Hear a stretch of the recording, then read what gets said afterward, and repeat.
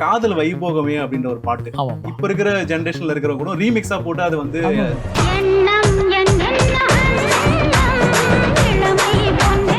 கங்கை இசையில் மலர்கள்லே ஒரு மல்லிகை அண்ணனுக்கு தெரிஞ்சிருக்குமே. நான் போனேன் டே என்ன ஏதோ படம் மியூசிக் பண்ணுறியாமே அப்படின்னாரு. நான் ஃப்ரெண்ட்ஸ் எல்லாம் சேர்ந்து இருக்கிறாங்க, சும்மா ஜாலிக்கு அப்படி ஒரு ட்ராமா மாதிரி பண்ணலாம்னு ஒரு ஐடியா. ஓ மியூசிக் பண்ணுற அளவுக்கு நீ வளர்ந்துட்டியா, இப்படா வச்சுட்டு போடான்ட்டு கிட்டார் வைக்க சொல்கிறேன். கிட்டார் வாட்சா தான் எனக்கு குழம்பு. ஃபஸ்ட்டு படத்துலேயே ஜெயசுதாஸோட ஒரு பாட்டு, நாயகன் அவன் ஒரு புறம் அவன் விழியில் மனைவி அழகு, அருமையாக போச்சு அந்த பாட்டுனால எனக்கு பேர் வந்தது. அதுக்கப்புறம் மியூசிக்கில் பிஸி ஆகிட்டேன். நான் எழுதி வைத்த நோட்டு இசை குறிப்புகள் எல்லாம் காணவில்லைன்னு சொல்லி அண்ணா ஒன்று கொடுத்தாரு பத்திரிகையில், மௌன கதைகள் டைமில். அதை வச்சு தான் நான் டைட்டில் போட்டிருப்பேன். அதில் ஒரு கில்மாவான ஒரு பாட்டு ஒன்று எழுதிருப்பீங்க, மாசமோ மார்கழி. என்ன எப்படி அதெல்லாம் எழுதுனீங்க? அதெல்லாம் பேப்பர் எடுத்துட்டு பேனா எடுத்தாங்க வேற மாதிரி. சார் எல்லாரும் அப்படியா சார் எழுதுறாங்க? உங்க பாட்டை வந்து ரெஃபரன்ஸா கொடுத்து இளையராஜா கிட்ட பாட்டு பாட சொன்னாங்க. ஆமாம்மா, மௌனம் சம்மதம் பாட்டுக்கு. ஆமாம் சார், இந்த நீளமான ஓடையில் நீங்கள் ஒன்று போட்டீங்கல்ல, அந்த மாதிரி ஒரு பாட்டு தான். அது என் பாட்டுலங்க, இவன் பாட்டு.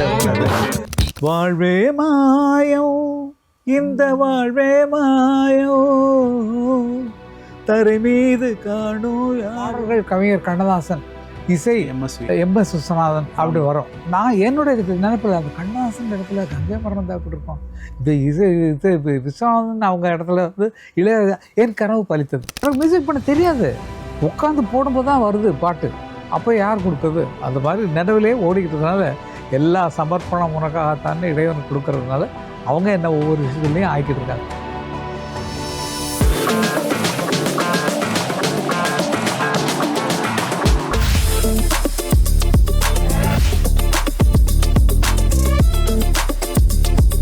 ஸ்டோரி இல்லாத சித்திரங்கள்ல வந்து மியூசிக் நீங்க தான் சார் பண்ணிருந்தீங்க. ஆமாமா. சோ ஃபர்ஸ்ட் மியூசிக் பண்ண ஒரு சில பாடல்கள் நம்ம பார்க்கலாம். கண்டிப்பா நம்ம லிரிக் கூட போய்க்கலாம். கண்டிப்பா. காதல் வைபோகமே அப்படின்ற ஒரு பாட்டு இப்ப இருக்கிற ஜெனரேஷன்ல இருக்கிற கூட ரீமிக்ஸா போட்டு அது வந்து அந்த பாட்டு எப்படி சார் நீங்க நல்லா போயிட்டு இருக்கு? இது இல்ல ஒண்ணு இல்ல, நானு பாக்யராஜ் எல்லாம் சினிமாவுக்கு வந்து அடுத்த வருஷம் தான் 50ஆவது வருஷம். ஆமா, இப்ப 77 தான் நாங்கல்ல. இப்போ அது நமக்கு காரணம் அடுத்து உங்களுக்கு கொண்டாடணும் சார். கொண்டாடுறோம். 77 தான் நாங்கள் இன்ட்ரடியூஸ் ஆனோம். 77 தான் 16 வயதில் வந்தது. 16 வயதில் தான் பாக்யராஜ் அசிஸ்டன்ட் டைரக்டராக வந்தார். நான் வந்து லிரிக் ரைட்டராக அறிமுகம் சொல்லி போட்டு அண்ணா பாரதிராஜ் என்ன கொடுத்துருவோம், செந்தூர்பூ என்ற பாட்டு கொடுத்தாரு. சோளம் விதைக்கலைங்கிற டைட்டில் சாங்கும் நான் தான் எழுதியிருப்பேன். அந்த மாதிரி அது வந்தது. அது வந்த உடனே கொஞ்சம் வளர்ச்சி போச்சு. அவரும் அசிஸ்டன்ட் டைரக்டராக வேலை பார்த்தாரு. அவருக்கு தனியாக படம் பண்ணணுன்ற மனசில் ஆசை இருக்குது. அப்படி வந்தபோது முதலாக பாரதிராஜை விட்டு அவர் வர்றாரு. நான் இளையராஜா விட்டு வரல. என்னை வந்து அதுக்கு முன்னாலே எங்கள் ஃப்ரெண்ட்ஸ் எல்லாம் மியூசிக் பண்ண ஒரு படம் கேட்டாங்க.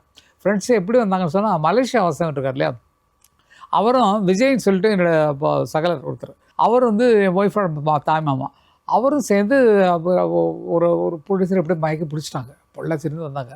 வந்தோடனே படம் இருக்குன்னா ஆசை இருக்குது, சரி பிடிச்சிட்டா நமக்கு நல்லா இருக்கியா அப்படின்ற மாதிரி போட்டு 2 பேரும் அவங்கள போட்டு மயக்கி, என்கிட்ட ஒரு கதை இருக்குன்னா, யார் மலேசியா வாசவன், இந்த கதையை கேளுங்க அப்படின்னு சொல்லி கதையை சொல்ல ஆரம்பித்தோன்னா நல்லா இருக்கு சார், இது பண்ணலாம் சார் அப்படின்னா, அதில் அவருக்கு சிவாஜி மாதிரி வேலை நடக்கிறது நீ பண்ணுறதாவது இருக்குது. இப்படி தான் ஆக்ட் பண்ணிருப்பான். சிவாஜியை ஃபாலோ பண்ணி அவன் ஆக்ட் பண்ணிருப்பான். அதனால் அந்த மாதிரி கேரக்டரை செலக்ட் பண்ணிட்டு ஒரு புதுமுகங்கள் வந்து இந்த சுரேஷ் அவங்கவுங்களாம் நடிக்க வச்சு மலர்கள்லே ஒரு மல்லிகைன்னு ஒரு படம் மியூசிக் பண்ணோன்னா அந்த படம் வெளியே வரல, அவங்களுக்கு வியாபாரம் பண்ண முடியல. அது மாதிரி பல சமாச்சாரங்கள். அதில் தான் ஃபஸ்ட்டு மியூசிக் பண்ண ஆரம்பிச்சோன்னே அதுலேயே அதுக்கு முன்னாலே ஒரு தகராறு. இதை வந்து பேப்பரில் போட்டாங்க, கங்கை இசையில் மலர்கள்லே ஒரு மல்லிகை. தெரிஞ்சிருக்குமே. அதைத்தான் சொல்ல வரேன், அந்த கதையே அதான். தெரிஞ்ச உடனே அண்ணர் கடைக்கு ரெகுலராக போகிற மாதிரி போகிறோம். இந்த வெள்ளிக்கிழமை பேப்பரில் அவர் பேப்பரை படிக்க மாட்டார். யாரோ அம்மன் மியூசிக் பண்ணுறாராமேன்னு அவர்கிட்ட சொல்லிருக்காங்க. அவருக்கு நான் போனேன் டே என்ன ஏதோ படம் மியூசிக் பண்ணுறியாமே அப்படின்னாரு. நான் ஃப்ரெண்ட்ஸ் எல்லாம் சேர்ந்து இருக்கிறாங்க, சும்மா ஜாலிக்கு அப்படி ஒரு ட்ராமா மாதிரி பண்ணலாம்னு ஒரு ஐடியா. ஓ மியூசிக் பண்ணுற அளவுக்கு நீ வளர்ந்துட்டியா, இப்படா வச்சுட்டு போடான்ட்டு கிட்டார் வைக்க சொல்கிறார். கிட்டார் வாட்சா தான் எனக்கு பிழப்பு. அவர்கிட்ட கிட்டார் வச்சு அதை வச்சு தான் சம்பாதிக்கிற பழக்கம் உண்டு. அப்போ வச்சுட்டு போன்னு சொன்னோன்னா எனக்கு ரொம்ப ஷாக்காகி போச்சு. எதுக்கு வச்சுப்போம் அப்படின்ட்டாரு. மியூசிக் தெரியுமா உனக்கு, போய் எதுக்கு மியூசிக் பண்ணி எனக்கு பேரை கெடுக்கிறன்ற மாதிரி சொல்லிவிட்டார். அது அவருக்கு தானே கெடுதல். என்னடா இளையராஜா வந்து இப்படி மட்டமாக பண்ணுறான் அப்படின்னு சொல்லிட்ட மாதிரி ஒரு பேர் வருமே. அந்த அக்கறையில் வந்து அவர் சொல்கிறாரு, அக்கறையில் அவர் தாங்க முடியல. என்ன இவன் போய் திடீர்னு மியூசிக்கில் நிற்கிறான்ட்டு தான் தூக்கி வெளியே போன்ட்டார். நான் கிட்டார் வச்சுட்டு வெளியே வந்தேன். வெளியே வந்து ஏவிஎம் ஆர்ஆர் தியேட்டருக்கு வெளியில் வந்து நிற்கிறேன். எங்கள் குருஜி இளையராஜா எங்களுக்கெல்லாம் அவர் தான் குருநாதர். ஜிகே வெங்கடேஷ் அவங்கள்ட்ட தான் நாங்கள்லாம் வாட்செல்லாம் பழக்கப்பட்டு வந்தவங்க. அப்போ அவர் வந்து என்னப்பா அங்கே நிற்கிறேன்னா எனக்கு கண்ணில் கொஞ்சம் கண்ணீர் தேங்கி நிற்குது.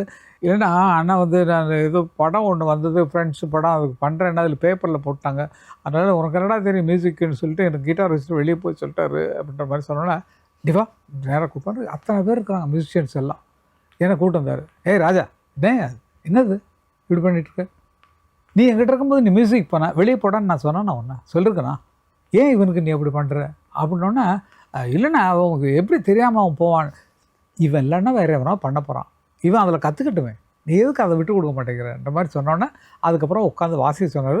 அன்னைக்கு இருந்து எனக்கு அவர்கிட்ட வாசிக்கிறதுக்கு சான்ஸே போச்சுன்னா கம்போசிங் போகிறேன், ரெக்கார்டிங் போக முடியல, இந்த மாதிரி பிஸி ஆகிட்டேன். அதுக்கப்புறம் ஒரு விடுகதை ஒரு தொடர்கதைங்கிறத படம் தான் எனக்கு மியூசிக்கில் ஃபஸ்ட்டு. ரொம்ப அருமையான பாட்டு இருக்கும். விடுகதை ஒன்று தொடர்கதை ஒன்று யார் கதை எதுதான் என்று நீதான் அறிவாயோ என் கண்ணே ஆரம்பம் முடிவும் எங்கே அமைந்தால் சொல்வாயோன்னு ஒரு பாட்டு போட்டான். இதெல்லாம் ரொம்ப அருமையாக அமைஞ்சது. இதுதான் ஃபஸ்ட்டு படம், என் பேரில் வரக்கூடிய படம். ஜேசஸ் பாடினோன்னு விருப்பம் எனக்கு. இந்த பாட்டு பாடினது வந்து எஸ்பிபி, ஜானகி, அசோக்னு சொல்லி ஒரு சிங்கர் என் கட்சியில் பாடுறார், அவரை சேர்த்து பாட வச்சார். ஜேசஸ்க்கு ஒரு பாட்டு கொடுக்கணுன்னு எனக்கு ஒரு ஆசை.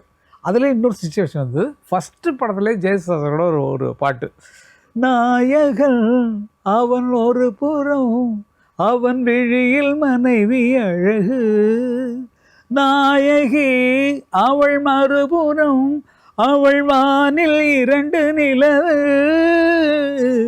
நாயகன் போட்டேன். நல்லா அருமையாக போச்சு அந்த பாட்டுனால எனக்கு பேர் வந்தது. அதுக்கப்புறம் மியூசிக்கில் பிஸி ஆகிட்டேன். நிஜமாகவே அண்ணன்கிட்ட அதுக்கப்புறம் கிட்டார் வாசிக்க சந்தர்ப்பமே வரல. அவர் என்னைக்கு போடான்னு சொன்னாரோ வெளியே வந்துட்டு 5 ரூபாய்க்கு 10 ரூபாய்க்கு, ஐயோ சார் ஒரு புது படம் ஆரம்பிச்சிருக்கா மியூசிக் பண்ணுங்க, வாங்க இன்னொன்று சார் எங்களால் ஒரு 10,000 ரூபா தான் கொடுக்க முடியும், கொடுங்க. ரஜினியே 3,000 ரூபாய்க்கு தான் நடிக்க வந்தார் ஃபஸ்ட்டு, தெரிஞ்சிருக்கோம் உங்களுக்கு 16 வயதில் எல்லாம் 3,000 ரூபாய்க்கு தான் வந்தார். அது மாதிரி வந்தவுடனே அதெல்லாம் எடுத்துகிட்டு வந்தால் பாருங்கள். அந்த டைமில் தான் பாரதி ராஜாவுக்கும் பாக்யராஜ் கொஞ்சம் தனியாக படம் பண்ணணுன்னு வெளியே வந்துட்டார். சிகப்பு ராஜா கலப்புறம் உங்களுக்கெல்லாம் தெரிஞ்ச விஷயம் தான். அதுக்கப்புறம் வந்தோடனே அவர் வந்து இளையராஜாட்ட போகிறதுக்கு தைரியம் இல்லையா, இல்லை நமக்கு அமர் போகிறோம் அவரை வச்சு சமாளிச்சுக்கலான்னு நினச்சாரு. அது இல்லை, கம்மியாக இருக்கு. ஆமாம், அது எல்லாருக்கும். அதனால தான் நான் ஆனேன். இல்லைன்னா அண்ணனுக்கு ஆல்ரெடி பல பேர் என்ன நினச்சிட்டாங்க. அந்த டைமில் வந்து ஒரு நியூஸ் ஒன்று வந்தது, நான் எழுதி வைத்த நோட்டு இசை குறிப்புகள் எல்லாம் காணவில்லைன்னு சொல்லி அண்ணா ஒன்று கொடுத்தாரு பத்திரிகையில். கொடுத்துட்டாரு. அது மௌன கதைகள் டைமில் அதை வச்சு தான் நான் டைட்டில் போட்டிருப்பீங்க. டைட்டில் அதை தான் சொல்லி எடுத்து அவரை எழுதி அங்கே போட நான் இசை கங்கை பண்ணுறோம். அந்த மாதிரி அதை பாக்யராஜ் என்ன சூரலா சித்திரங்களுக்கு கூப்பிட்டு போகிறோம், இந்த பாட்டு கம்போஸ் பண்ணுறோம். கண்ணதாசன் எழுதியிருப்பாரு. கண்ணதாசன் எழுதுறான். அந்த ரெக்கார்டிங் ஸ்டேஷன் எப்படி சார்? அதை தான் சொல்ல வரேன். கண்ணதாசனுக்கு முதல்ல பாட்டு எழுத போகிறோம். பாட்டு எழுத போனால் அவர் வீட்டில் தான் கம்போஸிங். அவர் கண்ணதாசன் வீட்டுக்கு போயிட்டோம். அவர் பல இடங்களுக்கு போகிறான்னு அங்கேயே பிடிச்சி வாங்கிடலான்ட்டு போனோன்னா, மியூசிக் பண்ணுறியா சந்தோஷப்பா. அதுக்கு முன்னாடி கிட்டார் வாசிலாம் பார்த்துருக்காருல, தேன் சிந்து தேவானம், இதெல்லாம் கிட்டார் வாசிச்சவங்க ஜிகே வெங்கடேஷ். அதனால் எங்களுக்கு பழக்கம் ஆல்ரெடி பரிச்சயம் இருந்தது. அவர்கிட்ட அசிஸ்டண்ட்டாக வேறு போகிறதுக்கு நான் ஏற்பாடெல்லாம் பண்ணி அதில் கூட கால வேலை இருந்தது. அதனால் நான் மியூசிக் பண்ணோம். பரவாயில்ல, வா சொல்லுங்கள். இன்னொன்று அவர் சிச்சுவேஷன் சொன்னார். 2 ஒரு காதல் பாட்டு தானாங்க, ஒன்று சிச்சுவேஷன் ஒன்றும் இல்லை, காதலில் இவங்க 2 இது பண்ணுற மாதிரி, இவனோட இமேஜினேஷனில் அவங்க 2 பாடுறாங்கன்ற மாதிரி. சரின்ட்டு, காதல் வைபோகமே காணும் நன்னாளிதே வானில் ஊர்வலமாய் ஜோடி கிளிகள் கூடி இணைந்து ஆனந்த பண்பாடுமே. யார் ஜோடி கிளிகள்? பாக்யராஜ் காங்கேமரன். இப்படி இதான் சொன்னார். ஜோடி கிளிகள் போட்டிருக்கேன் தெரியுதா, 2 பேரும் அடித்து தூள் பண்ணுங்கன்ட்டார். அவருடைய வாக்கு. அதில் சேர்ந்தோம். அந்த படத்துலேருந்து வெற்றி போட்டு மௌன கீதங்கள் பல படங்களுக்கு அவர் மியூசிக் பண்ண ஆரம்பித்தேன், பாட்டு எழுத ஆரம்பித்தேன். அது மாதிரி தான் என்னுடைய இசை பயணம் ஆரம்பிச்சது சினிமாவில். மௌன கீதங்களில் சூப்பரான பாடலாம் கொடுத்தீங்களா சார்? மூக்குத்தி பூமே.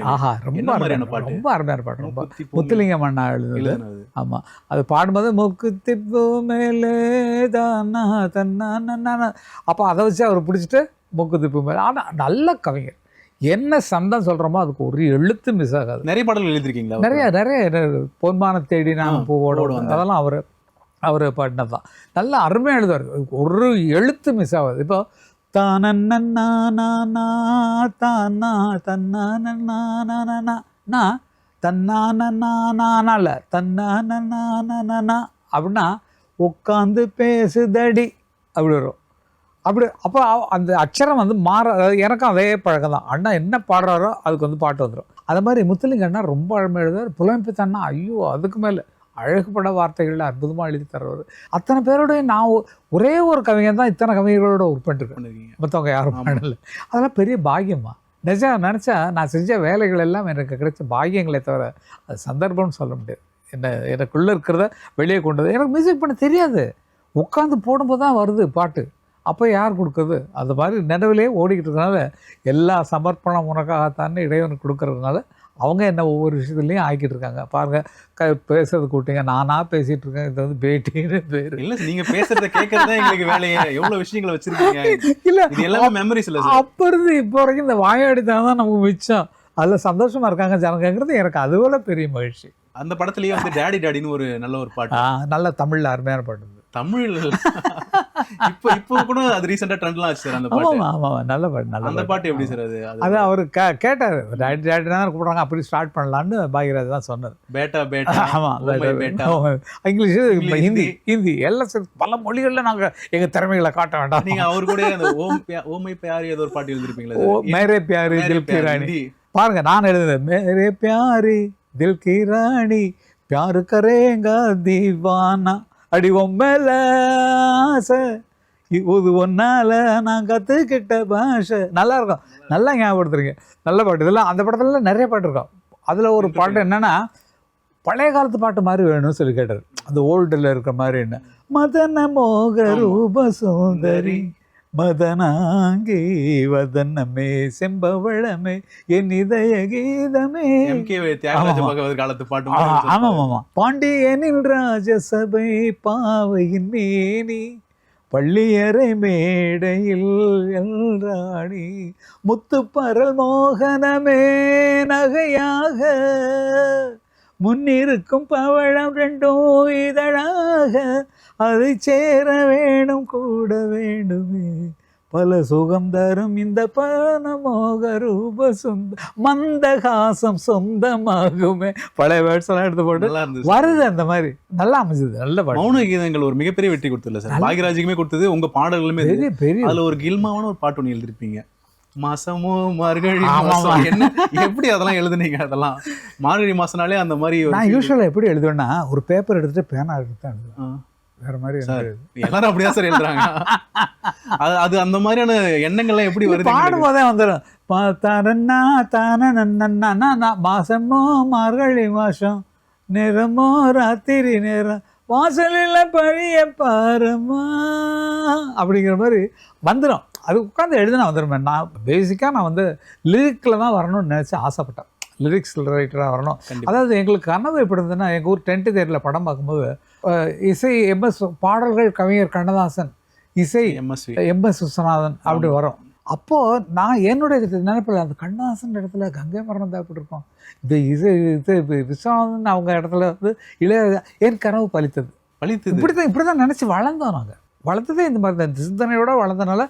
எதுக்கு இதை நான் சொல்கிறேன்னா, இப்போ இருக்கக்கூடிய இளைஞர்கள் எல்லாருமே என்ன சிந்தனையில் வரணும்னு பிற்காலத்தை நினைக்கிறீங்களோ அந்த சிந்தனையிலே நீங்கள் போங்க. பிரமாதம். அப்துல் கலாம் கனவு காணுங்கன்னு சொன்ன மாதிரி நீங்கள் அப்போவே கனவு காண்டிருக்கீங்க. ஆமாம்மா, அது பலிச்சிருக்கு சார். உங்களுடைய ஃபிலிமோகிராஃபியில் நீங்கள் பண்ண மியூசிக் டைரக்ஷனில் வந்து வாழ்வை மயம் ஒரு மிகப்பெரிய, ஏன்னா பட்டி தொட்டி எங்கும் அந்த பாட்டு வந்து எல்லா பாடல்களுமே ரீமேக் பாட்டு இல்லை சார். ஒரே ஒரு பாட்டில் ஒரே பல்லவி மட்டும் எடுத்துப்பாமா. அது வந்து இப்போ தெலுங்குல வேறு மியூசிக் டைரக்டர் பண்ணார், தமிழில் எனக்கு கொடுத்தனால அது நான் எனக்கு பண்ண தெரியும். பாலாஜிட்ட போராடி எனக்கு சான்ஸ் கொடுத்துருக்கீங்க, இதை நான் மிஸ் பண்ணக்கூடாது, நான் வெறும் டப்பிங் சாங் ஆகிடக்கூடாது, அதனால் நான் போட்டு காட்டேன், எத்தனை டியூன் நான் போடுறேன்னு சொல்லிட்டு எல்லா பாட்டும் போட்டேன். எல்லா பாட்டுமே ஹிட், சூப்பர் ஹிட். எல்லா பாட்டும். தேவி ஸ்ரீதேவின்னு போட்டீங்க.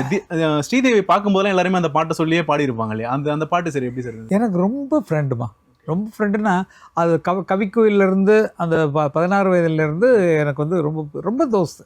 ரொம்ப தோஸ்துனா அவங்க வீட்டில் பொறுத்து சாப்பிட்றது, அவங்க அம்மா எல்லாமே ஒரு கூட்டுறவாக இருந்த ஒரு ஃப்ரெண்டு மாதிரி. எனக்கு கல்யாணம் ஆயிடுச்சு. ஆனால் ஸ்ரீதேவினா யார் தான் அந்த மாதிரிலாம் இல்லை. நாங்கள் நல்ல ஃப்ரெண்ட்ஸாக இருந்தவங்க. தெரியும், ரஜினி சாருக்கும் ஃப்ரெண்டு, கமலுக்கும் ஃப்ரெண்டு, எல்லாருக்கும் ஃப்ரெண்டுன்னு. ஏன்னா இந்த ஜாலியாக பேசுகிறதுனால என்ன ரொம்ப அவங்களுக்கு பிடிக்கும். இந்த மாதிரி இருக்கிறவங்க எல்லா இடத்துலையுமே ஈஸியாக ஜெல்லாவாங்க. கவிக்கோயில் வந்து ராத்திரி வந்து மிக்சிங் நடக்குது. அது அந்த படத்தில் அந்த பொண்ணு நடிச்சிருக்கா. நடிச்சோன்னா என்ன பண்ணுறீங்க இன்றைக்கி வேலைன்னா, இல்லைம்மா கவிக்கோயில் வந்து படம், கவிக்கோயில் அந்த சின்ன கண்ணன் நடிக்கிறேன் அந்த படத்தில் நடிச்சிருப்பாங்க. அதில் வந்து இது பண்ணுறேன், இன்றைக்கி மிக்சிங் இருக்குது அதுக்கு போகிறான்னோன்னா, எத்தனை மணிக்கு? நான் 9 நைட்டு. அதெல்லாம் இல்லை நான் வரேன் அப்படின்னு சொல்லிட்டு, உங்களுக்கு என்ன வேணும் அப்படின்னா, எனக்கு என்ன வேணும்னா நீ வீட்டிலேருந்து ஏதாவது கொண்டு வா அப்படின்னு சொல்லி அங்கே வந்து நைட்டில் சாப்பிட்றதுக்கு டிஃபன் எடுத்து வந்து உட்காந்து மிக்ஸ் பண்ணுறது பார்த்துட்ருப்பாங்க. அவ்வளோ தூரம் ஃப்ரெண்டு, எனக்கு ரொம்ப திக்கஸ்ட் ஃப்ரெண்டு. செந்தூர் ஃபோன் பண்ணாலே செந்தூர பூவே எப்படி இருக்கமா அப்படின்ற தான் பேசுவேன். அந்தளவுக்கு திக்கான ஃப்ரெண்டு ஸ்ரீதேவி. அந்த மாதிரி ரொம்ப அற்புதமான ஒரு காலகட்டத்தில் வாழ்வே மாயத்தில் வந்து எல்லா பாட்டும் வந்தனம் என் வந்தனம். ஆமாம்மா, ஐயோ வாழ்வே மாயம் இந்த வாழ்வே மாயம் தரை மீது காணும் யாவும் தண்ணீரில் போடும் கோலம் நிலைக்காதம்மா யாரோடு யார் வந்தது நாம் போகும்போது யாரோடு யார் செல்வது. இந்த டியூன்லேயும் பாட்டுலேயும் ஊர்னதுனால அது கரெக்டாக ஃபீலிங்கில் பாலு அதை விட உற்சாகமாக பாடுறோம். உற்சாகமாக இல்லை, அந்த ஃபீல்டில் இறங்கி பாடுங்க. பாலு வாய்ஸ் நீங்கள் கேளுங்க, ஒரே ஸ்ட்ரென்த்தில் இருக்கும். யாராருக்கு என்ன வேஷமோ இங்கே நான் விரைத்தில் ஐயோ பாவமேன்ற மாதிரி அவ்வளோ ஃபீலிங் கொடுக்கக்கூடிய ஒரு மடையவன், முட்டாள், அறிவு கெட்டவன், ராஸ்கல், திருட்டு ராஸ்கல் போயிட்டான். எவ்வளோ கஷ்டமாக இருக்குது தெரியுங்களா? அந்த ஃப்ரெண்ட்ஷிப்லாம் இழந்தது ரொம்ப மனசுக்கு வருத்தம். அது மலேசியா வாசவன்லாம் இழந்தது மனசுக்கு ரொம்ப பெரிய வருத்தமான ஒரு சமாச்சாரம். நல்ல ஆட்கள்லாம் இழந்து போயிட்டோமே அப்படின்னு. அது பாலு வந்து பாட்டை இன்னொரு லிஃப்ட் பண்ணி கொடுப்பான். நம்ம இது கம்போஸ் பண்ணுறது இன்னும் நல்லா லிஃப்ட் பண்ணி கொடுப்பான். அது எல்லா நல்ல பாடல்களுக்கும் அமைஞ்சது காரணம் பாடகர் பாடகிகள். ஜானகியம்மா பாடிருக்காங்க, பலரும் வாணிஜாரம் பாடிருப்பாங்க, எல்லாரும் பாடிருப்பாங்க. நீலவான ஓடை, ஐயோ அதெல்லாம் அருமையான பாட்டு. அது நீங்கள் ஏதாவது ரெஃபரன்ஸ் எடுத்தீங்களா சார்? இங்கேருந்து குலாம் அலி அவருடைய கசல்லேருந்து எதாவது எடுத்தீங்களா? என்னங்க சார் சொல்லுங்க. சுப்கே சுப்கே ராத்தின்னு ஒரு பாட்டு இருக்கும்.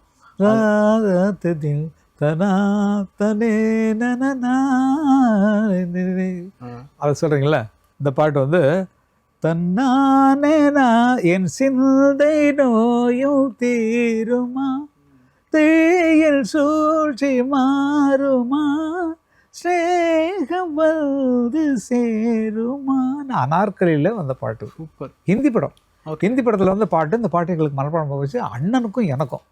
அண்ணன் இதை வச்சு என்ன பண்ணார்னா, வசந்த கால அதே ராகம், வானில் விழுந்த கோடுகள் கலைந்திடும். அது பாலாஜி படத்துக்கு முன்னால் போட்ட பாட்டு.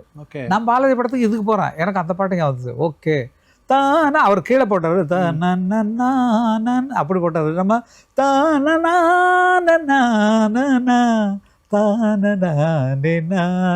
போடலான்னு எல்லா பாட்டும் ஒரு முன்னால் அந்த சம்பந்தமான பாடல்கள் நினைவு வரலன்னா, நீங்கள் ஒரு கதை எழுதுறீங்க, நீங்கள் ஒரு கதை எழுதுறீங்கன்னா ஏதோ ஒரு சம்பவம் உங்களுக்கு பழைய படங்கள்ல இருந்து கிடைக்கும், இல்லை உங்கள் வாழ்க்கையில் இருந்து கிடைக்கும். அதை வச்சு தான் நம்ம போட முடியும். நம்ம புதுசாக திங்க் பண்ணுறதுக்கு ஒன்றுமே கிடையாது, எதுவுமே கிடையாது.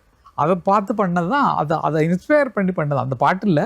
அது மாதிரி வரணும் சொல்லி பண்ணது. ஆனால் இதில் ஒரு சுவாரஸ்யமான ஒரு விஷயம், உங்கள் பாட்டை வந்து ரெஃபரன்ஸாக கொடுத்து இளையராஜா கிட்ட பாட்டு பாட சொன்னாங்க. ஆமாம்மா, மௌனம் சம்மதம் பாட்டுக்கு. ஆமாம்மா, கல்யாண தேனிலா ஃபாசில் கம்பல்சரி வர நான் இருக்கேன் சார். இந்த நீலவான ஓடையில் நீங்கள் ஒன்று போட்டிங்கல்ல, அந்த மாதிரி ஒரு பாட்டு தான் அது. என் பாட்டு இல்லைங்க, இவன் பாட்டு அப்படின்னாரு. இல்லை அந்த மாதிரி மூடில் நான் இந்த பாட்டை நினைக்கிறேன்.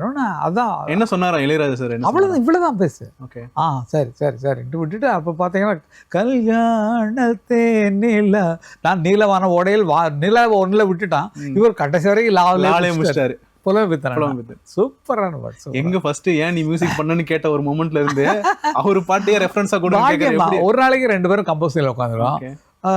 எங்களுக்கு பிரசாத் ஸ்டுடியோவில் அந்த பக்கத்தில் இந்த டீ கடையிலாம் பாட்டு போடுவாங்க, அது கொஞ்சம் கேட்கும். அப்போ வந்து என்னென்னா வெளியில் பாட்டு கேட்குது, நீதானா நிஜந்தானா நிற்க வச்சு பார்க்குறேன் உனக்கு நானது உள்ள மாறி போகுது தொண்டைக்குழி தண்ணி வத்தி போச்சதுன்னு வைரமுத்து எழுதின பாட்டு என்னோட மியூசிக்கில் வெளியே போட்டுட்ருக்காங்க.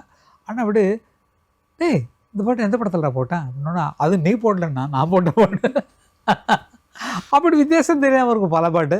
நான் பிஜிஎம்மில் வர ஃபாலோ பண்ண முடியாது, அதனால் விட்டுடுவேன். எனக்குன்னு ஒரு ஸ்டைல் நான் உருவாக்கிட்டேன். அண்ணனோட பிஜிஎம்க்கு என்னுடைய பிஜிஎம்க்கு தான் வித்தியாசம் இருக்கும். பாட்டில் பார்த்தீங்கன்னா இளையராஜா தான் இருப்பார், எல்லா பாட்டிலையுமே அவருடைய ஸ்டைலில் தான் கம்போஸ் ஆகிருக்கும்.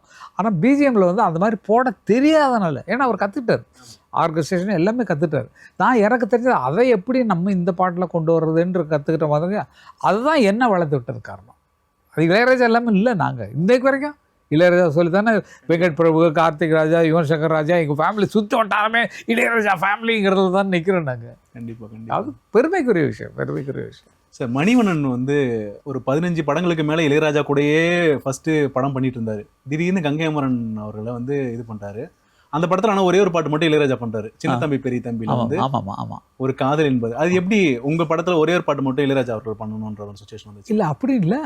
அந்த படம் அண்ணன் பண்ண வேண்டிய படம். ஓகே. அப்போ வந்து ஒரு படம் நிறைய என்ன பண்ணார், அந்த கம்பெனிக்கு அந்த கே பாலுன்னு ஒருத்தர் இருக்கார், திருப்பூர் பாலுன்னு, அவருக்கு இந்த பாட்டை எடுத்து கொடுத்தாரு. ஒரு காதல் என்பது கண்ணில் உள்ளது. அந்த ஒரு பாட்டு தான் பயங்கர பாப்புலர் சார். என் பாட்டெலாம் சுமாரானதான் இருக்கும். அந்த படத்தை கேட்டால் அந்த பாட்டு சூப்பர் பாங்க. நானும் நல்லா இருக்குல்ல நான் நம்ம போட்ட மாதிரி அது அண்ணன் போட்டு அதுக்கு விட்டது. டேய் அந்த படம் நீ பண்ணிடுற, அது கதை கேட்ட அவங்க வேண்டியது பண்ண, எனக்கு டைம் இல்லை அப்படின்னு சொல்லி விட்டார். அதுக்கப்புறம் பாக்கி பாட்டெலாம் நான் வந்து பண்ணது தான். பனியின் துளியில் மழை விழுந்தது, மழைகள் விழுந்து வளம் அடிக்குதுரா பாட்டெலாம் அதில் போட்டு, தம்பி பெரிய தம்பி, அந்த தம்பி ரெண்டு தங்க, எங்கள் 2 பேருக்கு எழுதுன பாட்டு, நான் எழுதுனது தான். ஓ, அண்ணன் நினைஞ்ச வச்சு. ஆமா. சின்ன தம்பி பெரிய தம்பி, இந்த தம்பி 2 தங்க கம்பி, அண்ணனுக்கு தம்பியாம், தம்பிக்கு ஒரு அண்ணனா, ஒத்துமையா சேர்ந்து இருக்கும் இந்த 2 தம்பி தான். இனி ஒரு சுதந்திரம்னு ஒரு படம் ஒன்று பண்ணிருந்தீங்க. அதுல பிரேம்ஜி அவர்களையும் வெங்கட் பிரபு அவர்களையும் பாட வச்சிருப்பீங்க சின்ன வயசுல. ஞாபகம் இருக்குங்களா சார் அந்த பாட்டு? அந்த ரெக்கார்டிங் செஷன் எப்படி சார் இருந்தது? அது வந்து என்னன்னா ஒரு பிரைவேட் சாங்காக எடுத்தது. ஒரு ஒரு அது வெளிவரல, அந்த ஆல்பம் வெளிவரல. நிறைய இருக்கு சார் ஆல்பம் இருக்கா? பள்ளிக்கூடம் அந்த சாங் வந்து பள்ளிக்கூடம் போகாம பாஸ் ஆக வேணும். கரெக்ட். அது வேற ஒரு ஆல்பத்துக்காக, தனியார் ஆல்பத்துக்காக எடுத்தது. அப்ப இந்த படம் மியூசிக் எடுத்தோம்னா இந்த சிச்சுவேஷன் கரெக்டா இந்த 2 பேர் பாடுற மாதிரி ஒரு பாட்டு வேணும்னு மணிவண்ணன் காட்டுறதுனால இந்த பாட்டுக்கு யூஸ் பண்ணுங்கன்னு சொல்லி நம்ம வாட்ச் காட்டினேன். அப்போ அந்த மீனிங் அவருக்கு பிடிச்சி போச்சு. எப்படி பிள்ளைங்க இருக்கிறாங்க, அட்மிஷனை வாங்கிடத்தாலைறாங்க எங்க அப்பாங்கிற மாதிரி அவங்க பாடுற பாட்டை தான் சொல்ல வார்த்தை இல்லை பாட்டு சொல்கிற மாதிரி அவங்களுடைய பாரதம் சொல்கிற மாதிரி போட்டோம். அது அவங்க 2 பேரும் அந்த ஒரிஜினல் சாங்கை பாடினால அதே வாய்ஸ் பிடிச்சி போச்சு இவருக்கு. இதுக்கப்புறம்தான் அஞ்சலியில் எங்கள் ஃபேமிலியே பாடுவோம். எல்லாரும் முதல்ல பவதா, பிரேம, பிரபு, சித்ரா கூட பாடின பாட்டு எல்லாமே, யுவன் சங்கர் ராஜா எல்லாமே சேர்ந்து 4 சின்ன குழந்தைகளாக பாடினது. இந்த அஞ்சலிக்கு முன்னால் பாடினது என்னுடைய கோயில் மணி ஓசைங்கிற படத்தில் ஒரு பாட்டு இருக்கும். அந்த பாட்டு பாடுறதுக்கு தான் வந்தாங்க. அதான் அந்த ஃபோட்டோதெல்லாம் போடுவேன் நான், இப்போ பார்த்துருப்பீங்க. அந்த மாதிரி வந்தது தான் அவங்க. அந்த பாட்டை கேட்டு தான் சார் குழந்தைகளை பாட வைக்கலாமே அஞ்சலியில் ஃபுல்லாக குழந்தைங்கள அண்ணன் பாடாது சார். ஆனால் நீங்கள் மியூசிக் டைரக்ஷனில் இருக்கிறீங்க, ஆனால் நிறைய பாடல்கள் நீங்கள் பாடாமல் கம்மியான பாடல்கள் நீங்கள் பாடிருக்கீங்க. எனக்கு நிறைய பாட்டு ஏன் பாடாமல் விட்டீங்க? இன்னும் உங்கள் குரல் சார் பூஜைக்கு ஏற்ற பூவிலாம் எவ்வளோ மாதிரியான பாட்டு சார்? நான் வந்து என்னென்னா நான் ஒன்று சொல்கிறேன். நமக்கு ஒரு வேலை கிடச்சிருக்கு, அந்த வேலையை ஒழுங்காக பாட்டு எழுதுறது கிடச்சிருக்கு, பாட்டு மியூசிக் பண்ணுறது கிடச்சிருக்கு. அந்த 2 வேலை வரும்போது அந்த 2 வேலையை ஒழுங்காக செய்யலையா, மற்றவங்களுக்கு சந்தர்ப்பம் கொடுத்தா தான் நமக்கு இன்னும் ஒரு கலர் வரும். அந்த மாதிரி என்னுடைய எண்ணம் என்ன மனசு சார் உங்களுக்கு? இப்ப இருக்கிற மியூசிக் டைரக்டர் இதெல்லாம் தெரிஞ்சுக்கணும் சார். மனசு எல்லாரும் அவங்களே பாடிக்கிறாங்க மியூசிக் டைரக்டர் பாட்டு, அவங்க ஆசை தேர்ற வரைக்கும் பாட்டு, அது பாப்புலர் ஆகிடுது இல்லை, அது ஒன்றும். ஆனால் மற்ற அந்த தொழில்முறை அவசரங்களுக்கு வேலை இல்லைங்கிற அர்த்தம்.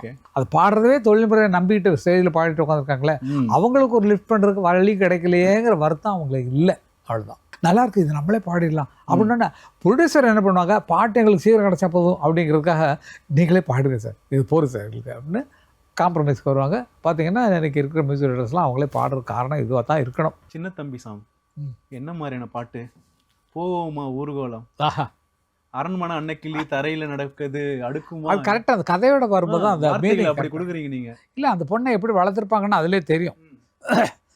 இப்போ நான் வந்து என்ன பண்ணாங்க, நான் வந்து இந்த பாட்டு பி வாசி எனக்கு சிச்சுவேஷன் சொல்கிறேன், ஏப்பா அவங்களுக்கு இதுப்பா ஃபங்க்ஷன்ப்பா அதில் பாடுற மாதிரி வேணும்னா அவங்க அப்பா நான் வர்ணனை எழுதிட்டேன். எப்பா இவனுக்கு தான் வர்ணனையை பாட தெரியாது, அவங்க அப்பா பாட்டை தானே பாடிட்டு இருப்பானோன்னா அதுக்கு டயலாக் வச்சான், உங்கள் அப்பா பாடுற பாட்டிலேருந்து ஒரு பாட்டை எடுத்து விடு அப்படின்னு சொல்லி வார்த்தை போட்டிருப்பான். அதுக்காக காம்ப்ரமைஸ் பண்ணுறது நல்லா இருக்கும். ஆச்சா அரைச்ச சந்தனம் மணக்கும் குங்குமம் அழகு நெற்றியிலே ஒரு அழகு பைங்கிளி புதிய பைங்கிளி சிரிக்கும் பந்தலிலே முழு சந்திரன் வந்தது போல் ஒரு சுந்தரி வந்ததென்ன, பல மாயங்கள் தந்தது போல் பல மாயங்கள் தந்ததென்ன, இது பூவோ பூந்தேரோ அரைச்ச சந்தனம் வான்விழி ஒரு தேன்மொழி நல்ல மகிழம்பூ அதரம் பூ நேரம் அவ பொன்னிறம் அவ சிரிக்க நினப்பு செதறும் ஏலப்பூவு கோலம் போடும் நாசிதான் பல ஜாலத்தோடு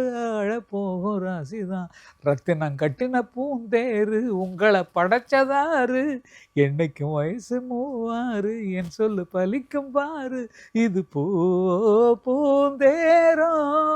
இன்னைக்கு என்ன பண்ணிருக்கணும், என்னோட பேட்டினா ஒரு மியூசிக் ஆர்கெஸ்ட்ரா வர வச்சிருக்கணும். அப்போ இது ஃபுல்லாக கச்சேரியோட சேர்ந்து பேச்சு பண்ணலாம் சார். காப்பிரைட்ல போமே மியூசிக்லாம் வச்சா நான் பாடும்போது வராதுமா. அப்படியா? என்னோட பாட்டு நான் பாடும்போது வராது. அவங்க என்கிட்ட நீங்கள் ரைட்ஸ் வாங்கணும், அவ்வளோதான். ஆமா, என்னோட பங்கு தானே. என்னுடைய பாட்டை சொல்றதுக்கு நான் பாடித்தானே ஆகணும். இதுக்கு யாராவது ராயல்ட்டி என்கிட்ட கேட்க சொல்லுங்க பாப்போம். தெரியல சார். இது இல்லை, எனக்கு இல்லை. சூப்பர். எனக்கு கிடையாது. எனக்கு விட்டு அண்ணா இதுலேயே எனக்கு நான் எந்த ஷோ பண்ணாலும் நான் பாடுறதுக்கோ நான் என்னோட பாடலை யூஸ் பண்ணுறதோ எனக்கு ராயல்ட்டி கொடுக்க முடியாது. காரணம் நான் சம்மந்தப்பட்டதை நான் சொல்கிறேன். நான் வியாபாரத்துக்காக சொல்ல. Okay okay. என்னை பற்றி பெருமைப்படுத்துக்காக நீங்கள் பேசுகிறீங்க. கான்வர்சேஷனில் என்னென்னா இது கம்போஸ் பண்ணவங்களுக்கும் பாட்டு எழுதுனவங்களுக்கும் தான் அந்த கான்ட்ராக்டில் உண்டு, ப்ரொடியூசருக்கு உண்டு. அதை அவங்க அனுப்பிச்சிருவாங்க. எனக்கு நான் என்னுடைய பெருமைகள் நான் இதை எழுதுறேன்னு சொல்கிறதுக்கு என்கிட்ட பணம் கேட்டான்னா அவனோட மடையன் அவனுக்கான். கேட்க முடியுமா என்கிட்ட இந்த பாட்டு ஒன்றதில்லை கொடுன்னு கேட்க முடியுமா? எழுதியதுக்கு அங்கே மேலே போட்டு பாரு, என்ன சண்டை போடுறோம். அவ்வளோ உரிமை இருக்குது எங்களுக்கு. நாங்கள் படித்ததை நான் சொல்லிக்கிறதுக்கு வெளியே சொல்கிறதுக்கு நீ டாஸ்க் கேட்பியா உனக்கு அப்படிங்கிற மாதிரி. ஆனால் அதில் எங்களுக்கு பங்கு வருதுன்னு நினைக்க பங்கு வந்துட்டு இருக்கோம். கண்டிப்பாக. இந்த அரைச்ச சந்தனம் சாங் ஊரில் எங்கே பொண்ணு வயசுக்கு வந்தாலுமே அந்த பாட்டு தான் இருக்கும். ஆமாம், அந்த அளவுக்கு ஒரு ஃபேமஸான ஒரு பாடலாக அமைஞ்சிச்சு. ரொம்ப அருமையான பாடல். நல்ல பாட்டு. பகல் நிலவு படத்தில் நிறைய பாட்டு எழுதிருக்கு. ஃபுல் பாட்டு, ஃபுல் பிக்சர். அதில் எனக்கு ரொம்ப ஃபேவரட்டான ஒரு பாட்டு பூமாலையே தோல் சேரவா. அது எல்லாருக்கும் பிடிச்ச பாட்டு. உங்களுக்கு மட்டும் என்ன ஃபேவரட்? நீங்க அது டியூனா அண்ணா கச்சேரியில் பாடிட்டோம். டியூனாவே ஒரு டிஃப்ரெண்டான ஒரு டியூன் சார். அதுக்கு எப்படி நீங்க லிரிக் எழுதுனீங்க? அப்படிதாங்க. இல்ல பேப்பர் பேன் அது சொல்றோம், மறுபடியும் சொல்லணும். இல்ல எப்படி எழுதுனீங்கன்னு சொல்றீங்க. ஒருத்தங்க பாடுவாங்க கூட, அது இன்னொரு அந்த ஃபீமேல் வந்து சேருவாங்க. அது ஒரு மாதிரி டிஃப்ரெண்டா இருந்தது. அது எப்படி? அது அண்ணா கவுண்டர் பாயிண்ட்ங்கிற முறையில் அந்த டியூனை பண்ணாரு. அது சரிவர புரிய வைக்க முடியல. என்னன்னா எந்த எழுத்துல அவங்க விடுறாங்களோ அந்த எழுத்துல தொடர்ந்து அடுத்த எழுத்து அவங்க தொடங்குற எழுத்துல சேரணும். பூமாலை ஏங்கும் இரு தோள் சேரவா, ஏங்கும் இரு மட்டும் அவர் பாடுவார். பூமாலை ஏங்கும் இரு தோள் சேரவான்னு வரும். அப்படி லிங்க்ல வர்றது சரணம் எல்லாமே ரொம்ப எல்லாம் அது எழுதுறது ரொம்ப கஷ்டமானது. அந்த அண்ணா அது சொன்னதுனால தான் எனக்கு அந்த வார்த்தை வந்தது. ஏன்னு ஆரம்பிச்சு தோன்னு முடியணும் அது அப்படின்னு வார்த்தை. அதனால அது கஷ்டப்பட்டு எழுதினது. ஆனால் அது சரிவர எங்களால் வெளிப்படுத்த முடியல. அது எனக்கு கொஞ்சம் வருத்தம். சரியா என்ன நல்லா எழுதியிருக்கலாமே அப்படிங்கிற. எப்போ பாடினாலும் எனக்கு அது கொஞ்சம் ஒரு மனசுக்குள்ள ஒரு உறுத்தல் இருந்துகிட்டே இருக்கும். அண்ணா சொன்னதை நம்ம ஃபாலோ பண்ணலையே. கவுண்டர் பாயிண்ட்னு பேர். எந்த எழுத்தில் முன்னால் முடியுதோ அந்த எழுத்தில் தொடங்கி அடுத்து அவங்க ஆரம்பிக்க போகிற எழுத்தில் லிங்க் வரணும். அதான் பூமாலையே ஏங்குமிரு தோள் சேரவான்னு வரும். ஏங்குமிரு தோள்னு இவருக்கு வரும். அது அப்படி சேர்ற மாதிரி வரும். அது இன்னும் பூமாலை ஏங்குமிரு தோள் சேரவா அப்படி வரணும். அது மியூசிக்கலாக தெரிஞ்சவங்களுக்கு அதை பற்றி தெரியும். நம்ம கேட்கும்போது தெரியாது, என்ன இடையில எதுவும் பாடிட்டு இருக்காரு அப்படிங்கிற மாதிரி இருக்கும். ஆனால் இப்போ பயங்கரமான எக்ஸ்பெரிமெண்டல் இதெல்லாம் புரிஞ்சுட்டு மற்றவங்க பண்ணால், அடுத்த மியூசிக் டைரக்டர்ஸ் பண்ணாங்கன்னா நல்லாயிருக்கும். வாராயோ வானிலாவே வாராயோ வான்மதி தாராயோ நிம்மதி ஏதோ என்னாசை கேட்டு போனே காதல் தூது போனே என் மனோ அவள் வசம் இனியெல்லாம் பரவசம். நல்ல பாட்டெல்லாம் ஞாபகப்படுத்துறீங்க. ரொம்ப தேங்க்ஸ். ரொம்ப நன்றி சார். ரொம்ப நன்றி சார். சின்ன பசங்க நாங்க. ஆமாம், எப்போதும் நம்ம சின்ன பசங்க தான். நீங்க எப்பயுமே தான் சார். நம்ம உருவே தாண்டமா. அன்னைக்கு பார்ல நம்ம தானே உட்காந்து நம்ம. ஐயோ இல்ல இல்ல இல்ல, அன்னைக்கு பார்ல நீங்க தானே வந்தீங்க. நான் இல்ல சார், வேற யாரோ சார். அது இல்லம்மா, நீ தான் வந்தம்மா. நம்ம கேவல் அப்படியா அப்படியா பார் எப்படி சார் இருக்கும்? பாரா இருக்கும். வந்துட்டு இருக்குல்ல, துணி சோப்பு தான் சார் தெரியும். அந்த பார் தான். ஏப்பா கூட்டாளிகள்லாம் சொல்லுங்கப்பா. அன்னைக்கு போனீங்களா அந்த இடத்த பத்தி சொல்லுங்க சார். சின்ன பசங்க நாங்க படத்துல என்ன மானம் இல்ல பொண்ணு இன்னும் மருதை கேட்டாங்க. என்ன நல்ல மாதிரி அதுல நடுவுல அடி உங்க ஊர்லாம் அப்படியே சேர்த்து விட்டீங்களே. எல்லாம் கோம்பை அது எத்தனை பேர் பொண்ணு கேட்டு வந்தாங்கன்னு சொல்லணும் இல்லையா? எத்தனை பேர் என்ன மானம் உள்ள பொண்ணு இன்னும் மதுரையில கேட்டாங்க, சீசனத்துக்கு மன்னார்குடியில் கேட்டாங்க, எங்க மாயவரத்துல கேட்டாங்க, சீசனத்தையோட வந்து சேரையில சென்னையில் கேட்டாங்க, சிங்கப்பூர்ல கேட்டாங்க, நம்ம சின்னமனூர்ல கேட்டாங்க, அது எல்லாம் ஒன்னால வேணாம்னு சொன்னேன் தன்னால, என் மச்சாவும் மேல ஆசைப்பட்டு வந்தேன் தன்னால. அந்த மாதிரி ஊர் பேரெல்லாம் வச்சு எழுதுறதுக்கு பாட்டு. பண்ணபுரத்தையும் எப்படி புல்லட் வந்தீங்க? நீங்க வேற கோம்பையை வந்து கோவமுள்ள பொண்ணு அவங்க ஊர்ல கோவப்பட்டுருவாங்க. அங்க எல்லாம் பயங்கரமான முரட்டாட்கள் இருக்கக்கூடிய இடம். ஆமா, கோம்பை வந்து அடிதடிக்கு பயங்கரமான இடம். எங்கள் பக்கத்து திருவிழாவிலே கோம்பை திருவிழா தான் தேர் திருவிழா. ஓகே. அதனால ஆட்கள்லாம் ரொம்ப பலமாக இருப்பாங்க. எங்கள் ஊர் பக்கத்தில் நடக்கிற தூரம் தான் எங்கள் ஊர் பக்கத்து ஊர். கரகாட்டக்காரன்ல கோவசர்ல சொல்லுங்களா அந்த மாதிரியே இருக்கும் அந்த பாட்டுக்கு. என்ன சிங்கப்பூர்ல கூப்பிட்டாங்க என் கரகம் இங்க வந்து மாட்டிக்கிட்டேன்ற மாதிரி அந்த பாட்டு எல்லாம் கூப்பிட்டாங்க. ஆனா ஒண்ணுதான் வந்து அதுலயே என் டயலாக் தான் அது பாட்டா மாறும். ஆமா, அதுதான் எனக்கு அதுதான் மைண்ட்ல வந்துட்டு போச்சு அந்த பாட்டு கேட்கும்போது. முந்தான முடிச்சிலையுமே எல்லா பாட்டும் நீங்க எழுது நிறைய 3 பாட்டு எழுதுறோம். 3 பாட்டு கண்ணை திறக்கணும் சாமின்னு சொல்லிட்டு. ஆமாமா.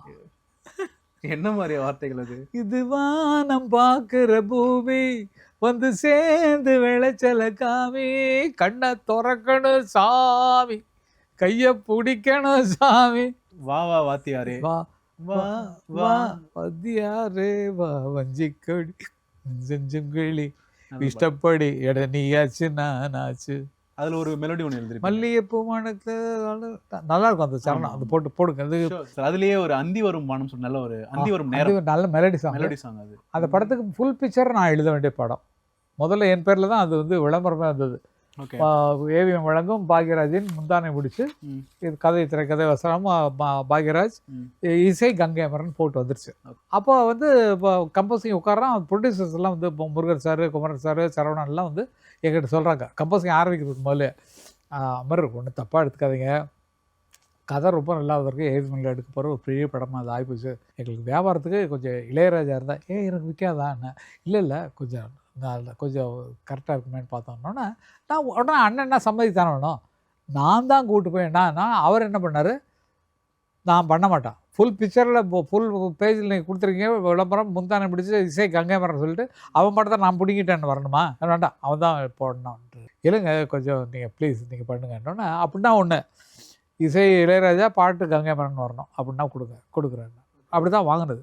அப்புறம் பாக்யராஜன் அந்த 3 பாட்டு எழுதுனதுக்கப்புறம் புலமை பித்தனா ஒரு பாட்டு கேட்குறாரு, முத்துலிங்கம் ஒரு பாட்டு கேட்குறாரு, நான் காமராஜன் ஒன்று கேட்குறாருன்னு அப்படி பிரித்து எனக்கு தான் எல்லோரும் வாழணும்னு ஆசை இல்லையா சார். இல்லை முடியாதியா நான் தான் எழுதுவேன்னு சொல்ல முடியுமா நம்ம. அதனால் அவங்க இஷ்டத்துக்கு வரணும்னு சொல்லி அப்படி விட்டு கொடுத்த படம் தான் அந்த படம். நீங்கள் கேட்டவைகள் அடியே மனம். ஒரு வைபான சாங் வேணும்னா கண்ணை மூடிட்டு அந்த பாட்டுக்கு போகலாம். இன்னும் போயிட்டுருக்கேன். ஆமாம், இன்னும் போயிட்டுருக்கு. எப்போ வர படத்தில் கூட அதை யூஸ் பண்ண ஆரம்பிக்கிறேன். அந்த அளவுக்கு ஒரு சரணம் எல்லாம் நல்லாயிருக்கும்.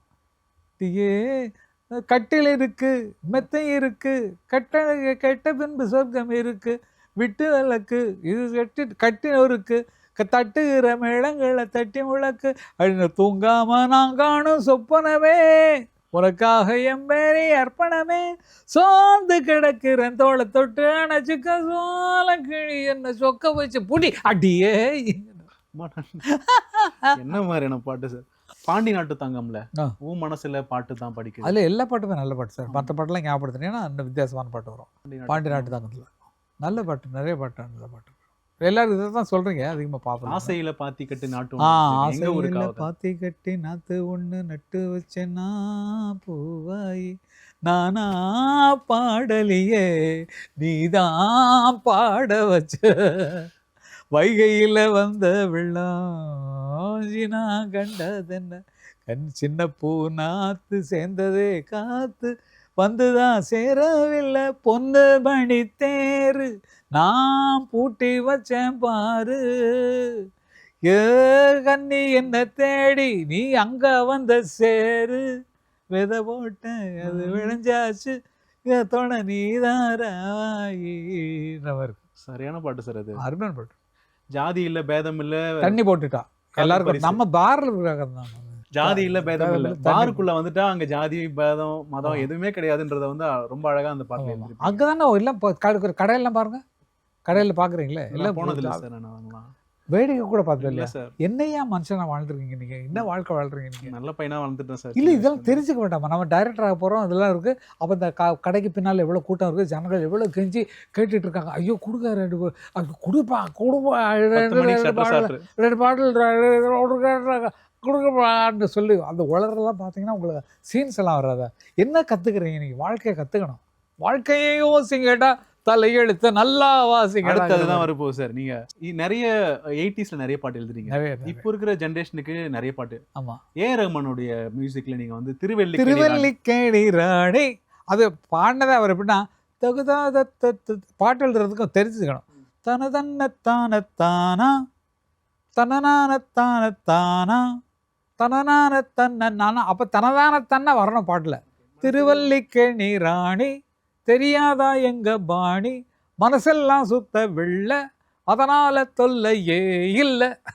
அதுல அந்த அவரு அந்த டியூன்ல ரெஹனுமா அது ரொம்ப அழகா. அது அவருடைய சேர்ப்பு, அது அவருடைய கருத்துல வந்தது. சென்னை 28ல ஜல்சா சாங். ஆஹா, ஒரு பாட்டுல பல பேருடைய பாவங்கள் வரும், பல பேருடைய லவ் ஃபெயிலியர் வரும், ஒரு லவ் ஃபீலிங் வரும், ஒரு நட்பு பத்தி வரும், ஒரு ஹீரோ மாதிரி பிரேம் எழுதிருப்பான். நல்ல நல்ல பாட்டு சார் அது. வாழ்க்கையை யோசிங்கடா, தலையெழுத்த நல்லா வாசிக்கடா, யோசிச்சு பாடுங்கடா, எல்லாரும் ஒன்னா சேருங்கடா, இருக்கிற வரைக்கும் அனுபவிக்க இளமையை ஏத்துக்கடா, வருகிறதெல்லாம் லாபமடா, வசதியை தேடுங்கடா, இனி ஜல்சா பண்ணுங்கடா, குஜாலா ஜில்பா காட்டுங்கடா. என்ன ஜில்பா காட்டுங்கடான்னா என்ன? ஜில்பாவா இருந்தது குஷி இல்லை. இது வந்து இதை பிரபு சொல்லுவான். நான் சொல்லிட்டு வந்தேன், டேடி வீட்டில் உட்காந்து பாட்டு இருந்து அன்னைக்கு மௌனம் வரதான் அவரு. எந்த பாட்டுக்கள் வேற பாட்டு இதுவரை இல்லாத உணவு தான். அப்படி இப்போ நான் போறதுக்குள்ளே அவர் பாட்டு எழுதி, நான் கத்திப்பாரா ஜங்ஷன் போறதுக்குள்ள பாட்டு எழுதி அனுப்பிச்சிட்டாரு அப்படின்ற மாதிரி சொல்லுவான். சரோஜா படத்துல கோடான கோடி அது வந்து நான் இல்லாத கோடான கோடி நான் எழுதினது வந்து கனடால நான் ஷோவுக்கு போயிடுறேன். இங்க இருந்து டியூனை சொல்றான் பிரபு, டேடி நாளைக்கு சாங் ரெக்கார்டிங் பாட்டு எழுதுனோன்னா டியூனை சொல்லு, என்ன சிச்சுவேஷன்னா ஒரு ட்ரெஷர் அங்கே காத்துட்ருக்கு, இந்த கொஞ்சம் இடத்துல அது அடைய போகிறோன்ற மாதிரி எக்ஸ்பெக்டேஷனில் பாடுற பாட்டு மாதிரி இருக்கணும், இது உள்ளே இருக்குது நம்ம கிடைக்க போகுதுன்ற மாதிரி இருக்கணும்னா சரி டியூனை சொல்லுன்னா தானா அந்த கொடா தானான தானா தான தானா தானா கரெக்டாக யூஸ் பண்ணி பாருங்கள் எழுதும்போது தானான தானா தான தானா தானா எழுதிக்க கோடான கோடி அதில் குளிப்போம் விளையாடி குஷியாகும் பாடி அடா இதுபோல் வருமாடி அம்மாடி அடைச்சபடி சும்மாடி. நல்லா இருக்கும், நல்ல பாட்டு கருத்தாகவும் வந்துடும். அந்த சிச்சுவேஷன் தகுந்த வார்த்தைகள் இருக்கும். எதிர்பார்ப்பு இனி எல்லாருக்கும் நல்லா இருக்கும், இனி நல்ல நேரம் தானேன்னு முடிச்சிருப்பாங்க. அதுலேயும் ஒரு மோட்டிவேஷன் சாங் எடுத்திருப்பீங்க, நிமிர்ந்து நீல் துணிந்து சேர். என்ன மாதிரி எனக்கு ரொம்ப பிடிக்கும் சார். இப்போ தான் பிரபுட்டு சொல்லி அந்த பாட்டை கொஞ்சம் அனுப்புன்னு சொல்லி அவன் அனுப்புனான். எனக்கு வேர்ட்ஸ் எல்லாம் பார்க்குறேன், அவ்வளவு பக்காவா ரொம்ப அருமையாக. போன வழி மாறி போன வழி மாறி போனாலே வாராது, போவுந்தன் புது பாதை போராடிடு, காலம் ஒரு நாளும் உனக்காக மாறாது, காலத்தை நீ மாற்று கரையேறி முன்னேறு. என்ன மாதிரியான மோட்டிவேஷன்? துணிந்திசல் தொடங்குது உன் யுகம். அதே மாதிரி மோட்டிவேஷன் சாங் பிரியாணில எழுதிருப்பீங்க. ஆமாம் எதிர்த்து நில். ஆமா, எந்த தொழில் தெதிரியே இல்லை, நம்பிக்கைகள் தடைகளே இல்லை, நிமிடமேன் நொடிகளே போதும், நினைப்பதே வெற்றி தானே, எழுந்துவா. நினைக்கிறதே வெற்றி தான். நீ நினைக்காம இருக்கிற வரைக்கும் சோம்பேறியா இருப்ப. நினைக்கிறதே என்ன இதெல்லாம் அறியாம வர்றதான். இதுல முக்கியமா நீங்க தெரிஞ்சுக்க வேண்டியது என்னன்னா, இதுக்காக போய் பார்க்ல போய் சுத்தி என்ன எழுதலாம் அப்படிலாம் சுத்தி எழுதலாம். அது என்னமோ எனக்கு கிடைச்ச வரம். பாட்டை கேட்டோடனே நமக்கு வார்த்தை வருது, அது கரெக்டாக பொருந்திருதுங்கிறது பெரிய ஒரு அதிசயமான ஒரு விஷயம். இன்னும் என்ன நானே ஆச்சரியமாக கண்டாட்டிலன்னு பார்த்துட்ருக்கேன். என்ன இவ்வளோ நேரம் அடித்து புளிஞ்சு எடுத்தீங்க, இனிமேலும் என்கிட்ட ஏதாவது சரக்கு இருக்கான்னு எனக்கு தெரியல. ஏன் இப்படி சூப்பர் பண்ணுறீங்க? ஆக்சுவலி கொட்டுது சார். நீங்கள் ஒரு சும்மா ஒரு நீங்கள் கேட்டதுனால தான் நீங்கள் திறந்து விடுறீங்க, கொட்டுது. மூடி தான் இருக்கும். எப்படி இருந்தது சார்? இவ்வளோ பழைய நினைவுகள்லாம் இவ்வளோ தூரம் பேசுனீங்க. கிட்டத்தட்ட ஒரு 3 மணி நேரத்துக்கு மேலே. இப்போ விட்டா நீங்கள் வந்து என்ன பண்ணுவீங்கன்னு எனக்கு தெரியாது. இன்னும் எக்கச்சக்க ஃபைல் அங்கே பாருங்க வச்சுருக்கேன்.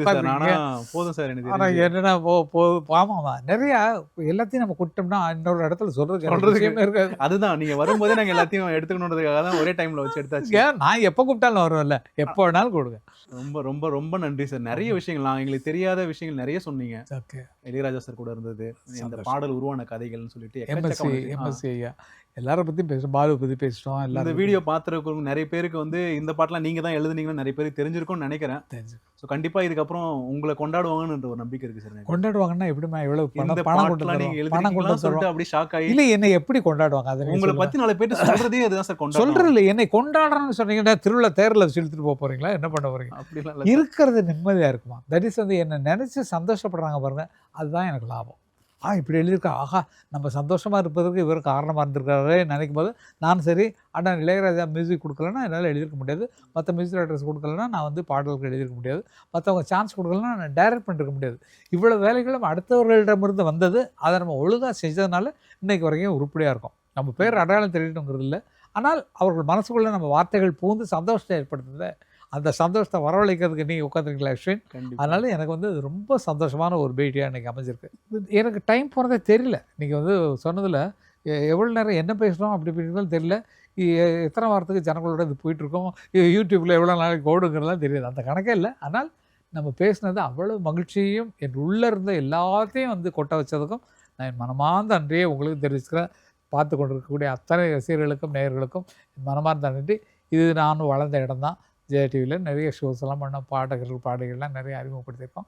அந்த விழாவில் வந்து ரொம்ப நாளைக்கு அப்புறம் மீண்டும் வந்து இந்த மைக்கு முன்னால் உட்காந்து கேமரா முன்னால் உட்காந்து எனக்கு மிகவும் மகிழ்ச்சி. அடிக்கடி சந்திப்பதற்கான வாய்ப்புகள் வரும் என்று நினைக்கிறேன். கண்டிப்பாக ரொம்ப ரொம்ப ரொம்ப நன்றி சார். ரொம்ப நன்றி கண்ணா, ரொம்ப நன்றி.